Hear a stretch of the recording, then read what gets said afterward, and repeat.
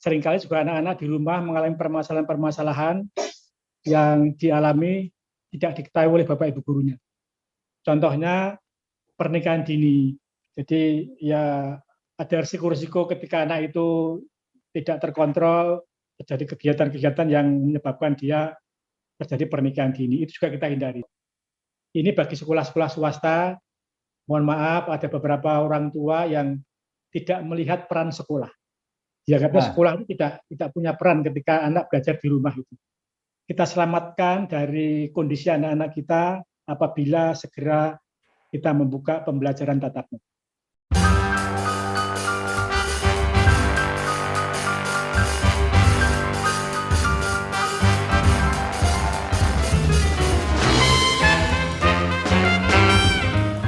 Oke, selamat pagi, siang, sore, atau malam. Saya nggak tahu kapan Anda nonton acara di channel YouTube Cokro TV ini. Teman-teman semua, ini ada yang menarik sebetulnya kalau kita ngobrol soal pandemi. Salah satunya anak-anak kita, adik-adik kita ini sudah cukup lama ini nggak berinteraksi dengan teman-teman sekolahnya. Mereka berinteraksi cuma via online dan secara pendidikan barangkali memang tetap terselenggara pendidikan via online, tapi mau tidak mau itu mengurangi mutu pendidikan kita, dan bahkan diasumsikan kalau sistem online ini diteruskan lagi, ini kita bisa beresiko kehilangan satu generasi atau katakanlah penurunan kualitas generasi kita.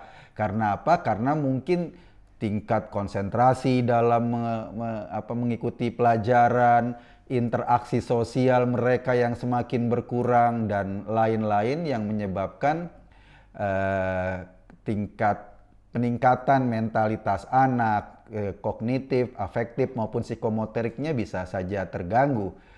Kalau tidak salah, belum lama ini Pak Menteri Pendidikan dan Kebudayaan Nadiem Makarim itu baru saja kemarin rapat dengar pendapat di DPR, dan sepertinya sekolah-sekolah kita mungkin akan atau ada usulan untuk membuka kembali sekolah kita sama seperti sebelum pandemi. Tentu saja kebijakan ini pasti mengundang reaksi. Ada yang setuju karena memang melihat psikologi anak-anak kita yang sedang punya masalah, misalnya ada kekerasan di rumah tangga yang makin meningkat, anak yang kurang bergaul itu juga sangat terganggu secara perkembangan mentalnya maupun perkembangan intelektualnya. Tetapi pada sisi lain ada yang bilang, waduh jangan dong, anak-anak kalau disekolahkan lagi nanti gimana kalau mereka terpapar COVID-19, dan ini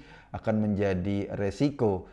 Nah, hari ini kita kedatangan tamu via Zoom. Ada Pak Jumeri, STP MSI.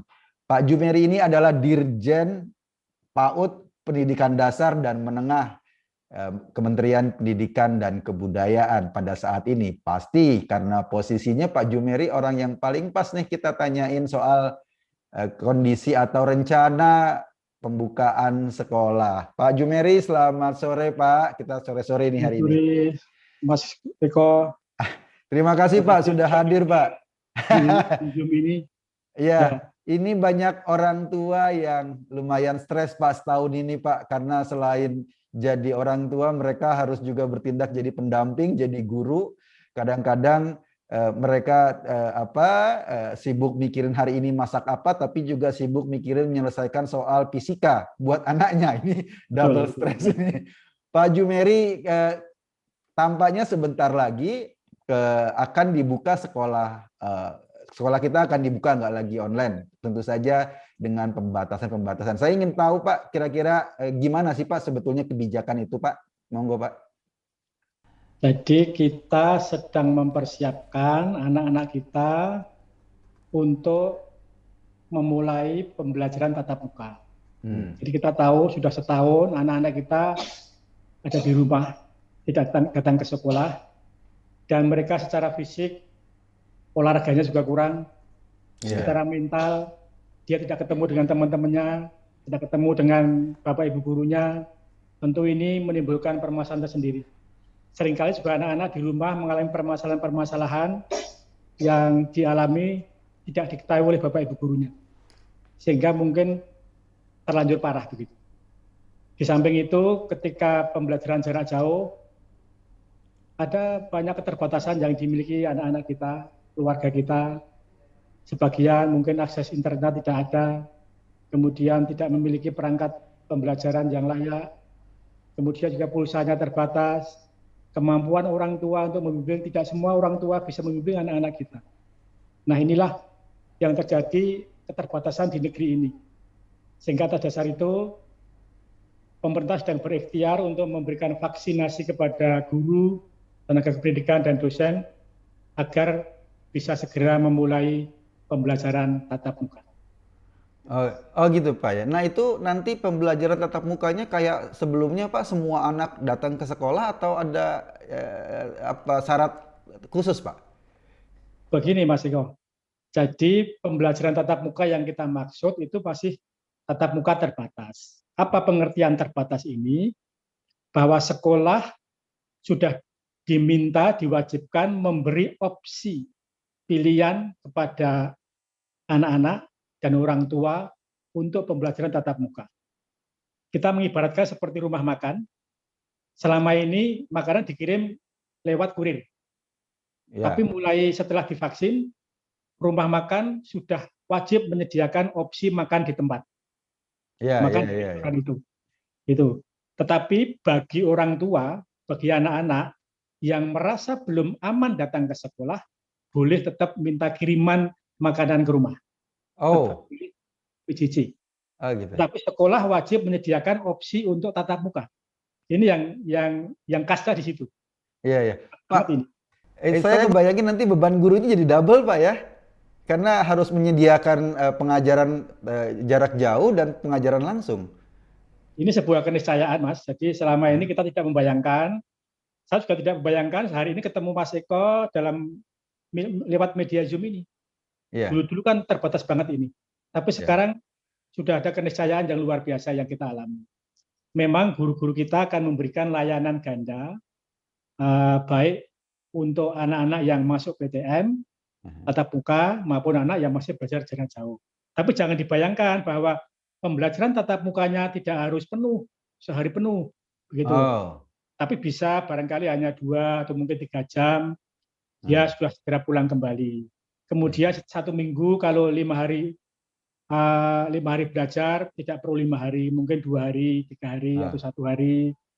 Supaya anak-anak yang penting ada segera kesempatan bertemu guru-gurunya untuk bisa menerima materi-materi yang esensial, yang penting, yang pokok untuk diberikan Bapak Ibu gurunya, sedangkan yang lain-lain bisa dikerjakan di rumah. Jadi model kita masih campuran Mas, antara pembelajaran jarak jauh dengan pembelajaran tatap muka. Oh gitu Pak. Pak, saya mau tahu Pak, kan ini pandemi ini kan seluruh dunia Pak ya. Kalau negara-negara lain sudah buka juga sekolahnya atau baru kita aja nih usulannya nih Pak? Sebagian besar negara Asia Pasifik sudah memulai membuka tatap muka, bahkan sejak tahun lalu. Oh ya? Mereka sudah berani dan terbukti tidak banyak masalah yang terjadi juga. Jadi karena anak-anak secara epidemiologis dari kajian akademisnya memang resiko penularannya lebih kecil dibandingkan dengan usia-usia yang lebih dewasa begitu. Jadi sampai umur 30 dari grafik yang kita miliki kita temukan penularannya relatif sangat rendah. Sedangkan untuk orang-orang yang usianya di atas 30 sampai 60 semakin tinggi umurnya, risiko penularannya semakin tinggi. Oh gitu ya. Jadi memang negara-negara lain itu sudah buka tahun lalu dan kasus penambahan COVID di klaster sekolah ini nggak signifikan ya Pak ya? Jadi umumnya anak-anak itu tertular, kalau yang tertular ya misalnya yang tertular itu bukan dari sekolahnya, tapi dari pergaulan di tempat lain. Dari orang-orang dewasa bukan di sekolah, begitu. Ini yang kita temukan. Iya. Terus guru-gurunya Pak sudah kan sekarang sudah mulai ada vaksinasi buat guru dan tenaga pengajar. Ini sudah seberapa jauh Pak dan sampai kapan targetnya Pak ini bisa Karena kan guru-gurunya kan pasti orang-orang yang sudah usia ya Pak ya. Resikonya lebih tinggi. Pasti di atas 30 gitu loh. Iya, iya. Nah, kepada guru-guru kita dan tenaga kependidikan akan diberikan vaksinasi secara sensus, secara apa total begitu, Hmm, swab. hmm, hmm. Jadi tidak random. Jadi Hmm. semua guru kita baik sekolah negeri maupun sekolah swasta, guru PNS maupun non PNS akan divaksin. Dan ini sudah kita cicil. Jadi karena kita dapatnya vaksin kan juga nyicil ya, Ah. secara bertahap maksud saya gitu loh. Nah, guru-guru kita juga secara bertahap divaksin. Tadi saya ke Banten meninjau sebuah SMA dan ternyata gurunya sudah 100% divaksin 2 kali. Nah, Oh. target kita sampai akhir Juni seluruh guru kita sebanyak guru, dosen, dan tenaga pendidikan sebanyak kira-kira 5,5 juta sudah tuntas diberi vaksin semua. Oh. Gitu. Jadi secara resiko guru-gurunya sudah aman karena mereka lah yang berisiko lebih tinggi dibandingkan dengan anak-anak. Oh gitu Pak. Jadi katakanlah dari sekarang sampai akhir Juni, sekolah-sekolah yang gurunya sudah divaksin itu diwajibkan untuk membuka opsi tatap muka ya Pak ya? Ya, jadi jika sekolah itu gurunya sudah divaksin, maka nanti akan ada perbaikan dari SKB 4 Menteri yang akan kita terbitkan, tetapi Mhm. sementara memang masih mengacu SKB yang lama. Gitu. Hmm. Tapi nanti kita tentukan keluarkan ketentuan baru dan kepada sekolah. Ini persiapan mental kita ya kepada orang tua, kepada peserta didik, kepada guru-guru kita, kepada kepala sekolah untuk secara mental kita segera menyiapkan diri untuk membuka opsi tatap muka itu. Ah gitu. Pak, saya mau tahu nih Pak, itu kan kalau di Indonesia kan terbagi menjadi zona-zona Pak ya, zona hijau, zona kuning, zona merah. Itu pembukaan apa sekolah tatap muka ini disesuaikan dengan zona atau nanti pada Juni ketika semua guru sudah divaksin wajib di semua sekolah Pak atau semua lembaga pendidikan? Jadi sejarah kita, SKB 4 Menteri kita kan yang pertama dulu hanya zona hijau yang diizinkan. Ya. Kemudian SKB kedua, Agustus terbit, itu zona hijau dan kuning. Oke. SKB ketiga yang berlaku mulai 1 Januari, semua zona diperbolehkan untuk membuka tatap muka. Nah, Aha. tetapi progresnya sangat sedikit karena banyak kepala daerah, banyak gugus COVID yang tidak berani. Nah. Nah, ke depan, karena sejak Januari sudah tidak ada pembatasan zona lagi, merah, orange, kuning, hijau tidak dibatasi lagi, otomatis ke depan juga tidak ada pembatasan zona-zona itu. Pada semua zona, sepanjang guru-gurunya sudah divaksin, kemudian sekolahnya memenuhi ketentuan yang tercantum pada daftar periksa, kemudian divalidasi oleh Dinas Pendidikan setempat, maka sekolah itu punya kewajiban membuka opsi tatap muka. Oh Pak, kan sekolah-sekolah itu kadang-kadang ada di daerah misalnya mengikuti juga aturan di daerah. Nah seringkali kemarin-kemarin itu ada masalah misalnya kepala daerahnya nggak setuju. Nah ini gimana Pak? Kan padahal SKB-nya sudah keluar Januari kemarin nih Pak ya. Ini bakal ada lagi nggak yang kayak gini-gini nih Pak?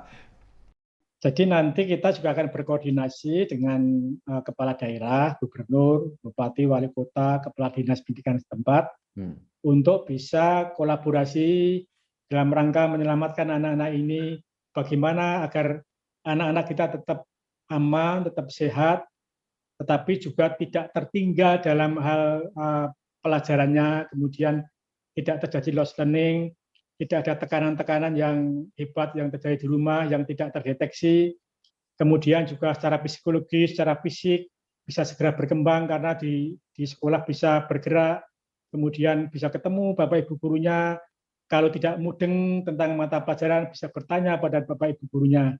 Juga untuk mengatasi ini Mas Eko, Iya Pak. banyak anak-anak yang diperkirakan akan terjadi drop out. Kenapa? Satu, Oh.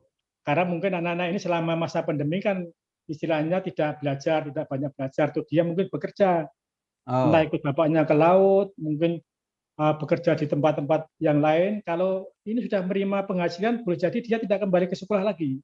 Itu yang pertama. Mhm. Kemudian ada juga kejadian-kejadian yang mungkin kita tidak dikehendaki, tapi bisa saja terjadi, contohnya pernikahan dini.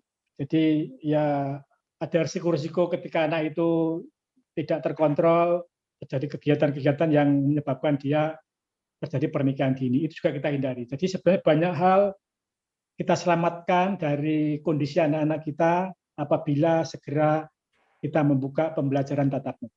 Iya. Pak, kalau isu soal pembelajaran tatap muka, isu pendidikan memang kita merasa bahwa ini sangat penting karena anak-anak kan bukan cuma butuh pendidikan yang sifatnya kognitif, tapi psikomotorik, afektif gitu Pak ya, kejiwaannya, aktivitas fisiknya. Tapi pasti akan dibenturkan dengan isu kesehatan ini Pak.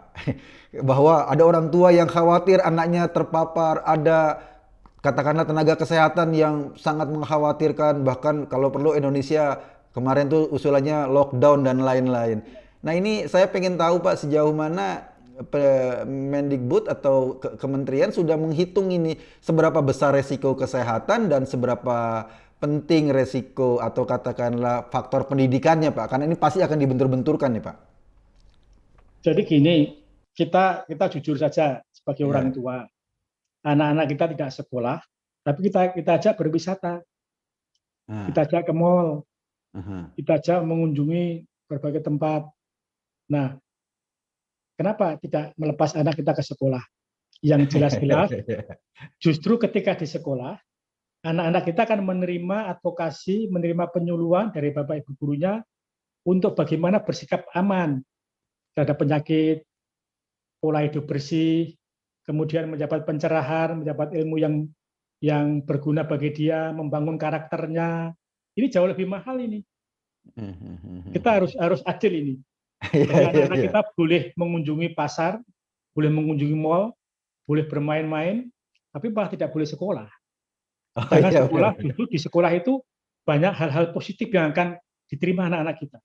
Tadi Iya. refreshing, kemudian fisiknya bergerak, Mhm. terus ya tadi kalau dia mengalami kebuntuan di sekolah, ya kita tahu kan tidak semua orang tua bisa membimbing anaknya dalam hal mata pelajaran. Saya aja yang guru belum tentu bisa membimbing anak saya yang SMA untuk bisa belajarnya gitu Iya, secara iya, iya. baik. Iya, iya, iya, Nah, iya. kalau anak-anak bisa ke sekolah, bisa bertanya pada Bapak Ibu gurunya, kemudian mendapat penjelasan, terus dia akan gembira. Nah, Hmm. gembira itu jadi sehat nanti. Kalau Iya, anak iya. gembira, anak sehat, fisiknya baik, dan insya Allah anak-anak aman karena tingkat risiko bagi anak-anak lebih kecil dibandingkan dengan yang dewasa. Ah gitu. Wah, ya memang sih kalau kita perhatikan sehari-hari mall juga penuh sama anak-anak ya Pak ya. Iya, Iya benar. gimana itu? Jadi Ya, kenapa nggak mereka sekolah aja sebetulnya iya, kan lebih resikonya lebih sama. terkontrol kan, Iya, iya lebih benar, benar, teratur. benar. Nah, sekarang bagi anak-anak yang mungkin belum bisa mengakses sarana transportasi yang aman, boleh di rumah dulu. Jadi Ah, ada pilihan-pilihan ini, ah, pilihan-pilihan. Jadi mungkin orang tuanya bisa menyediakan perangkat pembelajaran yang memadai, HP-nya bagus, kemudian akses internet cukup, orang tua bisa membimbing, kemudian mungkin tempatnya jauh, sarana transportasinya belum aman, anak boleh di rumah dulu. Tetapi sekolah wajib memberikan opsi tatap muka karena apa? Banyak anak-anak kita yang mengalami keterbatasan, mengalami hambatan dalam pembelajaran jarak jauh. Itu yang harus ditolong. artinya sekali lagi sebetulnya beban kemarin itu beban pendidikan ada di tangan ya gurunya ada tapi relatif orang tuanya bebannya bertambah. Sekarang gurunya bebannya jadi double nih Pak. Ngajar tatap muka dan juga wajib ngajar online kan Pak ya? Dua-duanya harus dibuka opsi Pak ya? Iya, betul. Nah ini gimana Pak? Apakah ada katakanlah kebijakan khusus untuk double double beban ini Pak buat guru-guru kita Pak? Gini, tentang gaji mungkin ya, honorarium. Iya. Ini yang paling krusial memang bagi guru. Tetapi gini, Mas Eko. Nah. Jadi guru-guru kita kan tidak mengajar penuh juga. Oh Ketika ya, dia ya, anak-anak itu masuk sekolah kan paling 2 jam, 3 jam kan. iya, Biasanya kan iya, sampai 6 jam, sampai 8 jam. Ini iya. hanya separuh. Kan juga Nah, tidak dipotong gajinya kan, separuh gitu. Nah, iya. sehingga meskipun guru-guru kita itu mengajar double pola tatap muka dan pola jarak jauh, tapi beban mereka juga tidak tidak besar-besar amat lah. Memang ya mungkin bertambah, tapi ini masih dalam toleransi yang masih bisa kita terima. Iya, iya. Ada risiko lain, Mas Eko, kalau anak-anak tidak segera masuk. Ini bagi sekolah-sekolah swasta, mohon maaf, ada beberapa orang tua yang tidak melihat peran sekolah. Dianggapnya Nah, sekolah itu tidak punya peran ketika anak belajar di rumah itu. Padahal gurunya masih mengajar gitu, masih terus mengirim nggak bayaran Pak ya? tugas, nggak bayar gitu. Nah ini banyak sekolah-sekolah swasta yang akan kolab nanti. Kalau Ah, lama-lama tidak membayar, nanti tunggaannya banyak. Satu, orang tua kalau membayar tunggaan kan jadi berat juga tunggaan ya, itu. ya, ya, ya, Kemudian sekolahnya juga bingung ini nyari uang kemana gitu loh. ya, Nah ya. inilah yang kita menyelamatkan banyak hal ini, Ah, menyelamatkan lembaga pendidikan supaya dia bisa berkesinambungan melayani anak-anak kita agar mhm. tetap bisa eksis sekolah-sekolah swasta itu sehingga bisa lebih panjang dalam melayani anak-anak kita dalam pengabdiannya untuk mencerdaskan anak-anak bangsa ini. Ya. Pak, kalau dari sisi orang tua murid, Pak, misalnya itu mereka diwajibkan atau boleh opsional, Pak? Boleh mengirim anaknya, boleh menolak, Pak, kalau dari sisi orang tua murid. Jadi istilahnya mungkin tidak menolak. Jadi kita ini namanya kan pilihan kan. Jadi kita tidak mengatakan mereka menolak, tetapi Aha, mungkin ada orang tua yang masih memilih anaknya PJJ, mungkin juga sedang sakit, ada aha, komorbid misalnya, aha. atau mungkin tadi belum bisa mengantar ke sekolah Iya, karena iya, iya. keterbatasan orang tua, Aha. atau kalau sarana transportasinya dipandang belum aman, Hmm. sehingga ya biarlah anak saya di sekolah, boleh dengan cara seperti itu. Oh, Yang sudah mantap, mungkin rumahnya sudah dekat dengan aha, sekolah, atau punya keterbatasan tadi dalam PJJ, tidak aha, punya akses, aha. silahkan datang ke sekolah dan sekolah wajib membuka opsi layanan tatap muka. Gitu. Pak, saya mau tanya nih Pak, kan sebelum kebijakan ini diluncurkan barangkali Kementerian Pendidikan pernah kayak entah survei, entah apa menelaah kira-kira sikap orang tua atau sikap masyarakat terhadap rencana dibukanya sekolah-sekolah ini gimana Pak? Berapa persen yang masih ragu, yang setuju atau apa? Mungkin ada nggak Pak data itu Pak, kira-kira? Jadi kalau hasil survei kita Aha. untuk anak-anak 85% menghendaki tatap muka. Oh, untuk anak-anak. Anak orang tua 70% menghendaki tatap muka. Oh. Guru-guru kita 90% menghendaki tatap muka. Oh ya Pak ya? Ya, Guru-gurunya kepala-kepala memang sekolah lebih tinggi malah Pak ya? menginginkan tatap muka. Iya, karena dengan tatap muka mereka kan juga jelas pekerjaannya, kemudian gajinya lancar juga begitu. Iya, iya, iya. Itu. Nah, kemudian kami juga sudah melakukan diskusi dengan berbagai pihak, persatuan guru, kemudian sekolah-sekolah swasta, sekolah negeri, kepala dinas, kepala sekolah, secara umum eh, mereka sudah rindu untuk sekolah bisa segera dibuka kembali. Hmm. Oh ini menarik nih Pak, angka persetujuan dari gurunya jauh lebih tinggi dibanding dari anak dan orang tua. Berarti gurunya sangat semangat nih, luar biasa ini. Ya, guru kita semangat untuk mengajar. Karena sebenarnya teman-teman guru kita juga dengan PJJ juga berat juga. Oh iya Pak ya? Jadi seorang guru, saya kan juga seorang guru ya, Iya, iya Pak. kita tidak puas. Guru itu kalau mendidik anak-anaknya, anaknya tidak mudeng, tidak jelas apa yang kita berikan kan juga tidak puas kita. Secara batiniah kita tidak ada kepuasan batin. Sehingga kita juga menyesal juga tidak bisa membuat anak-anak kita lebih baik gitu. Dan tentu guru-guru kita sangat ingin untuk segera tatap muka kembali karena mereka juga rindu mengajar ketemu dengan anak-anaknya. Iya, iya, iya. Memang benar Pak, sekolah itu ngangenin, ngangenin Pak. Waktu kita dulu kan masih kecil, sekolah itu sangat bikin kangen gitu. Meskipun kadang-kadang guru-guru kita itu keras kita, tapi sebenarnya kan kita tuh rindu dengan kerasnya itu. Dan saya sebagai orang tua, dulu kalau saya tidak dididik guru-guru saya dengan keras, mungkin nggak jadi juga. Iya. Nah, Pak, saya sebetulnya mau ini, Pak, dari sisi pendidikan atau katakanlah data kita. Kalau seorang anak usia pendidikan dari PAUD sampai pendidikan menengah, itu katakanlah setahun saja tidak mendapat pendidikan atau pelajaran yang efektif, Apa Pak akibat yang paling mereka rasakan ke depan? Apakah sangat signifikan pengaruhnya buat masa depan mereka atau nggak terlalu signifikan? Jadi kita dalam situasi normal saja, kan mutu pendidikan kita itu masih belum menggembirakan kan? Iya, Itu iya, iya, situasi iya. normal, Mas Iya, Eko. iya. Normal, tidak ada gangguan pembelajaran, kita saja masih butuh perjuangan keras untuk meningkatkan mutu pendidikan. Iya. Apalagi dengan dikunci seperti ini, Mhm. anak-anak tidak bertemu dengan bapak ibu gurunya, maka uh, saya menduga kita terjadi loss learning. Nah, Jadi guru-guru kita meskipun sekarang ada perangkat teknologi, mhm, ada YouTube, ada videonya, mungkin ada materi yang soft copy-nya, ada yang mmm, cetaknya, ada buku pelajarannya, tetapi kehadiran guru belum bisa digantikan. mhm, Pembelajaran dengan guru masih lebih efektif karena ada sense-nya, ada jiwanya di situ. Ada mhm. jiwa yang bisa diwariskan, ditularkan dari guru-guru kita kepada anak-anaknya. Jadi kalau anak-anak kita sedang gojek atau sedang bermain di kelas, Ah guru kita menegur, ya, meluruskan. ya, Itu dalam rangka untuk inilah jiwa-jiwa yang diberikan oleh guru kepada kita. ya, Jadi sentuhan-sentuhan guru-guru kita itu sangat penting. ya. Ya saya ngebayangin Pak kalau mungkin di level SMP, SMA barangkali anak-anak masih bisa konsen agak sedikit lama lah di depan laptopnya. Tapi gimana kalau kelas PAUD gitu loh?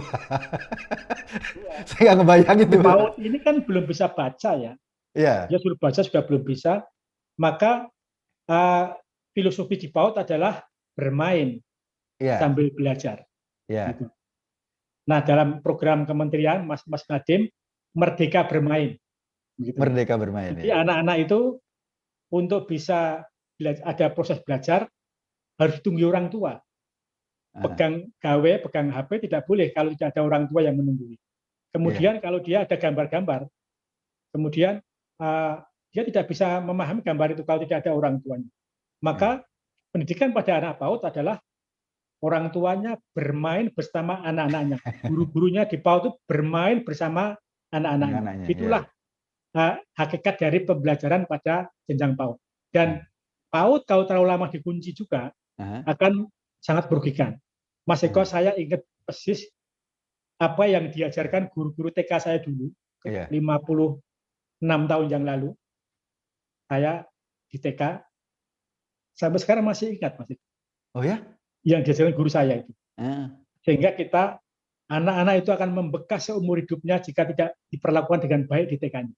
Hmm, Maka hmm, TK hmm, hmm. sering disepelekan, Aha. padahal masa PAUD ini adalah golden period, periode emas untuk masa depan anak-anak.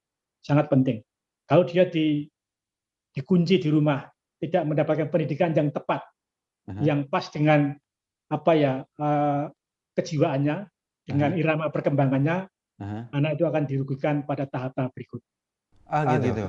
Pak, ini kalau untuk sekolah-sekolah katakanlah oke karena kan mereka bisa ikut pendidikan di sekolah 2-3 jam gitu.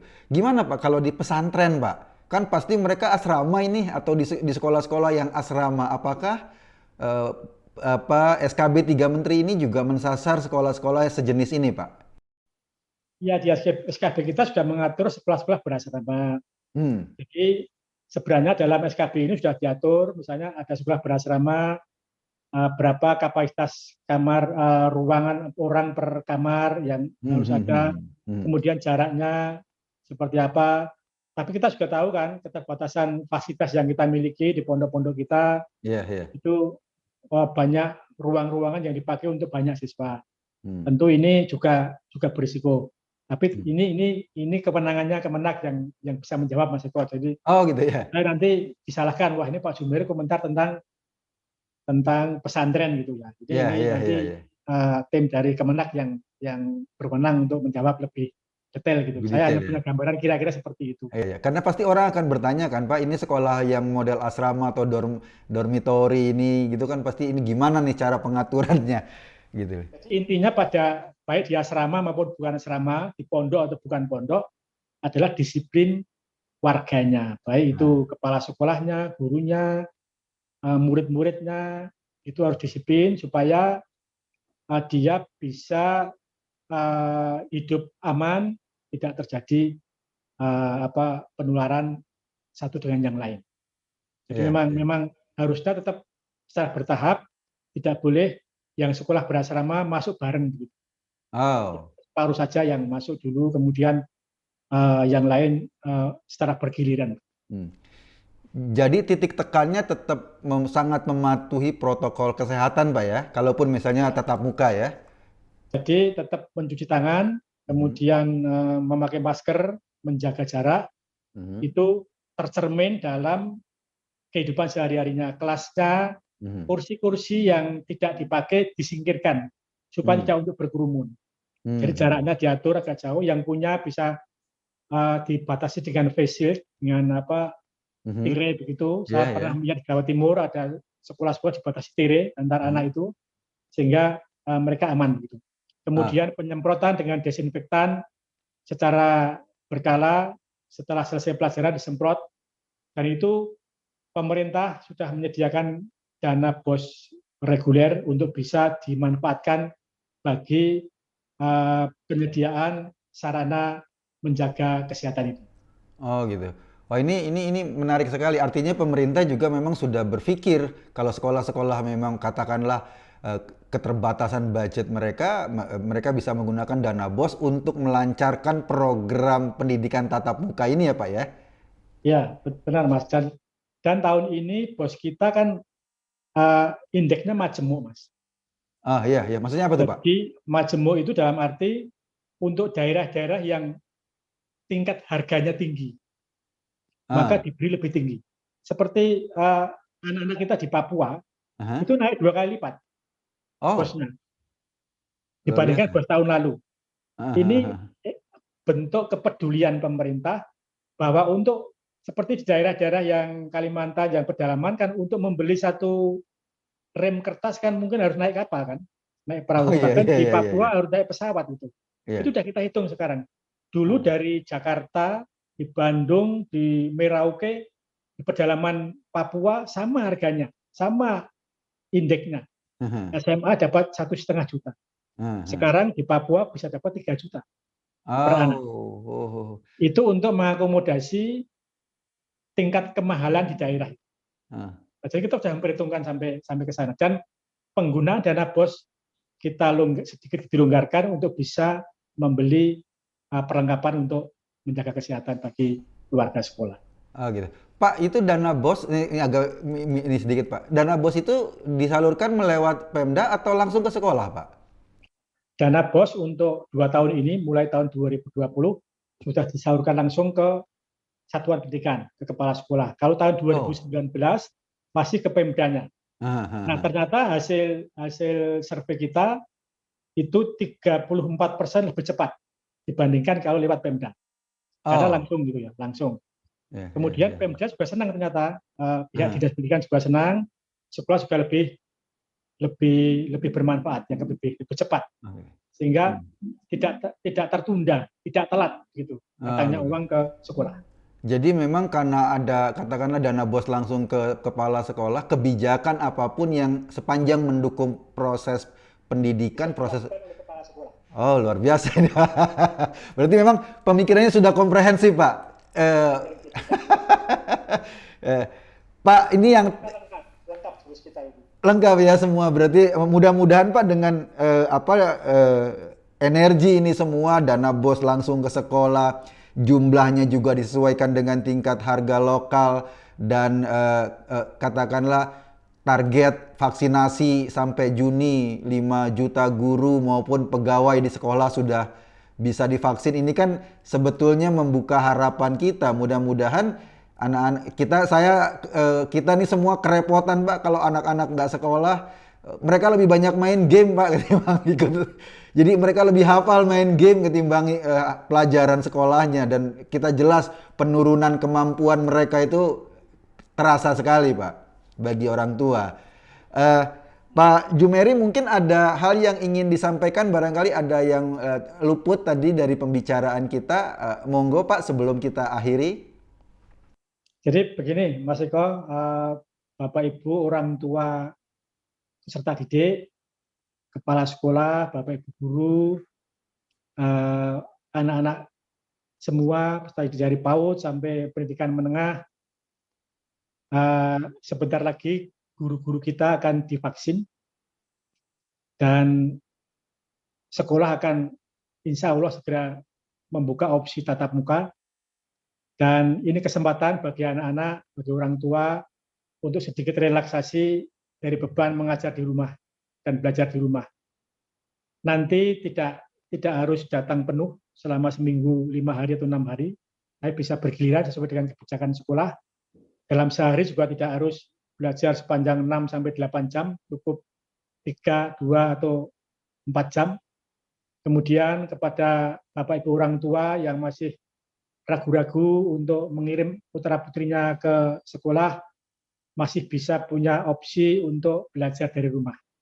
Tetapi kepada anak-anak dan Bapak Ibu orang tua yang sudah memandang bahwa anaknya sudah siap berangkat ke sekolah, segera izinkan untuk datang ke sekolah, agar anak-anak kita segera mendapat relaksasi, mendapat kesempatan untuk berinteraksi dengan Bapak Ibu gurunya dengan aman. Dengan aman, tetap menerapkan protokol kesehatan. Anak-anak dipesan setelah pelajaran di sekolah, segera pulang kembali ke sekolah, tidak bermain ke sana kemari. Ini butuh gotong royong antara pihak sekolah, guru, kepala sekolah, orang tua, dan masyarakat. Nanti akan ada koordinasi dengan Dinas Pendidikan dan Dinas Kesehatan setempat untuk memonitor persiapan sekolah tatap muka dan mengawasi, mengevaluasi pelaksanaan pembelajaran tatap muka itu. Mudah-mudahan tetap aman. Terima kasih Pak Jumeri.